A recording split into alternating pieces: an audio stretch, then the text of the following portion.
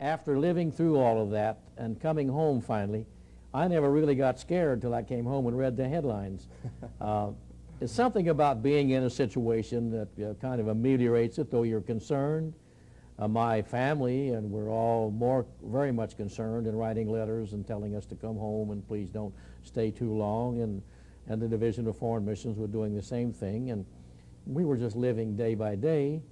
I happened to be in an area where it was easy to evacuate because I was only overnight by ship from Shanghai.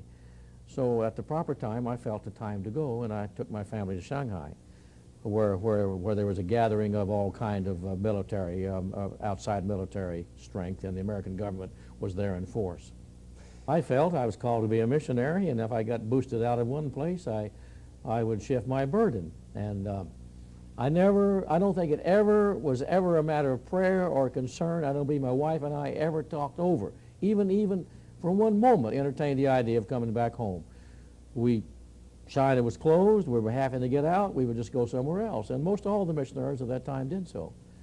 And, you know, I knew there was an island off the coast of China named Formosa.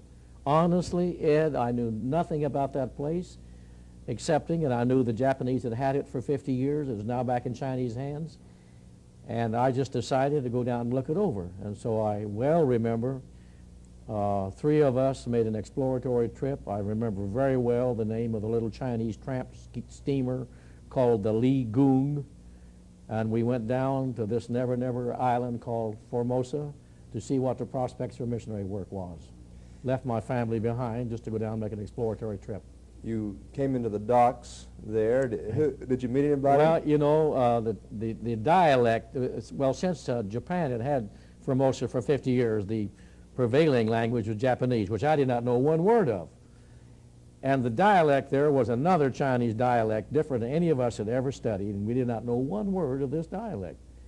There were no foreigners in that country in those days. We landed at the dock and trying to clear our matters through customs by sign language, whatever other way we could, and having a very difficult time. And finally someone got through to us that there was a man working down the wharf who could speak good English. Well, we were so desperate that we dropped everything we could do to go down and find this man. Some custom officer led us down there, and there was a man running a machine, kind of a forklift on the dock, and we walked up to him to approach him and to get his help to speak English to help us get through customs. He had been a man who had been a prisoner of war in an American prisoner of war camp, and he'd learned all the English he knew, and it wasn't much. And when it wasn't good either.